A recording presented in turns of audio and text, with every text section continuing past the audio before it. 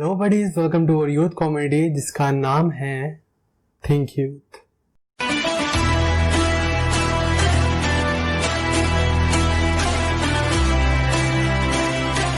कि हिंदुस्तान अब चुप नहीं बैठेगा।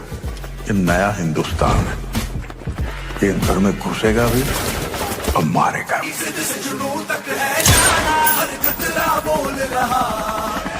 वक्त आ गया है खून का बदला खून से लेने का। इंडियन आर्मी ने ये जंग शुरू नहीं की थी, but we will bloody hell finish it. House the George, house the George. जय हिंद। अपनी 72 हुरों को हमारा सलाम बोलना, कहना दावत पर इंतजार करें। दोस्तों, अक्सर आपने मूवीज में देखा होगा कि हर हीरो के लिए एक विलन जरूर होता है, पर उनमें से आपने कई मूवीज ऐसी भी देखी होंगी जिसमें हम मूवी का विलन जिसको समझते हैं वो तो सिर्फ एक पपेट होता है। असल में मेन विलन तो कोई और ही होता है, जिसकी वजह से वो पपेट इतने बड़े बड़े क्राइम्स को अंजाम दे पाता है। तुम समझदार लगते हो, बात करते हैं चलो। तो आज हम ऐसे ही उन दो देशों की बात करने वाले हैं जिसमें हम लोग तो केवल एक ही देश को आज तक क्रिटिसाइज करते आए हैं, बट असल में उसको सपोर्ट करने वाला कोई और ही है। दोस्तों, ये बात तो हम सब जानते हैं कि पाकिस्तान वो देश है जिसके साथ इंडिया के सबसे ज़्यादा डिस्प्यूट्स रहे हैं, जिनमें से कई तो ऐसे हैं जिनके बारे में सोचकर आज भी हमारा खून खौल उठता है। पर क्या अकेला पाकिस्तान आज इतना केपेबल है जो इंडिया के अगेंस्ट ऐसी चालें चल सके और इन्हें चलने के बाद भी ग्लोबली क्रिटिसिज्म को सरवाइव भी कर सके? गाइस, पाकिस्तान की कुल पॉपुलेशन आज अराउंड 22 करोड़ है, जिसको अगर इंडिया से कंपेयर किया जाए तो इंडिया के उत्तर प्रदेश में ही अराउंड 23 करोड़ की आबादी रहती है। अगर पॉपुलेशन की बात हटा भी दी जाए तो जहां पाकिस्तान की world economy rank 40th number पे है, वहीं इंडिया को आज वर्ल्ड की टॉप 5 लार्जेस्ट इकोनॉमीज में गिना जाता है। इवन अगर बात क्रिकेट की ही करें तो जहां PCB Pakistan cricket board $55 million से 4th नंबर पे आता है, वहीं इंडिया का बीसीसीआई क्रिकेट के टॉप रिचेस्ट बोर्ड है जिसकी वर्थ $295 मिलियन है।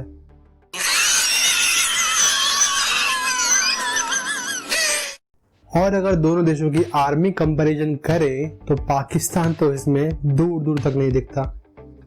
पाकिस्तान में तो कई टेररिस्ट एक्टिविटीज का पता लगने के बाद कई कंट्रीज के थ्रू इस पे सैंक्शन भी लगाए गए हैं। इवन इंडिया के साथ हुई चारों वॉर में पाकिस्तान को हार देखनी पड़ी है। बाप को भेज, तेरे बस की बात नहीं।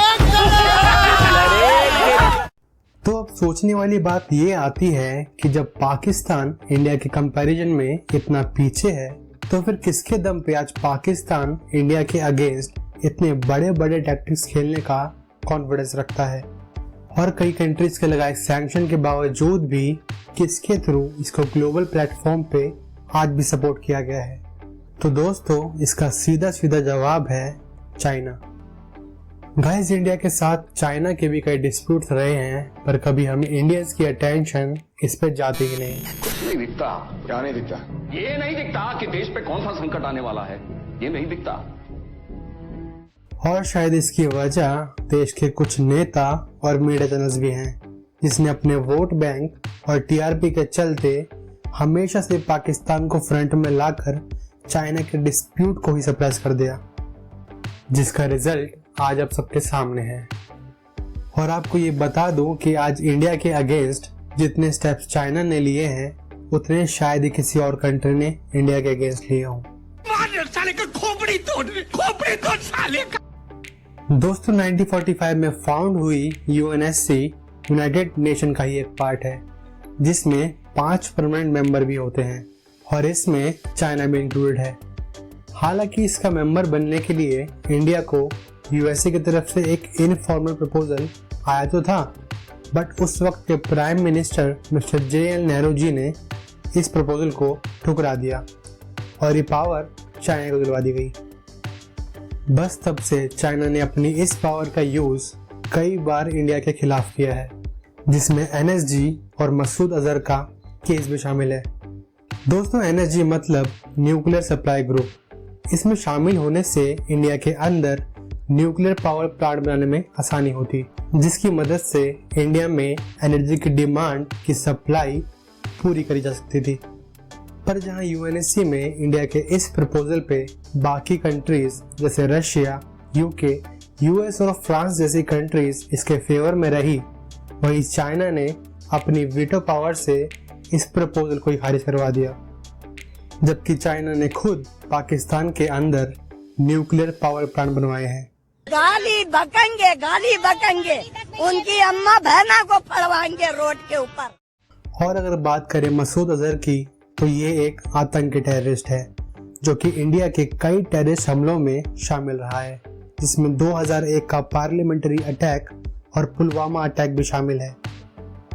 ऐसे कई हमले इसके थ्रू हुए हैं जिसमें देश के कई जवानों और मासूम लोगों को अपनी जान गंवानी पड़ी है।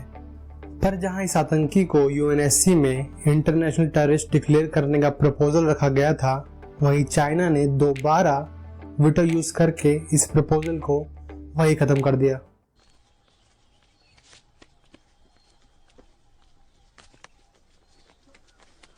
सुल्तान, अबे रुक! सुल्तान, क्या कर रहा है? अबे लगता है बे? अबे लग रहा है? छोड़! अबे क्या बोलते हैं उनको?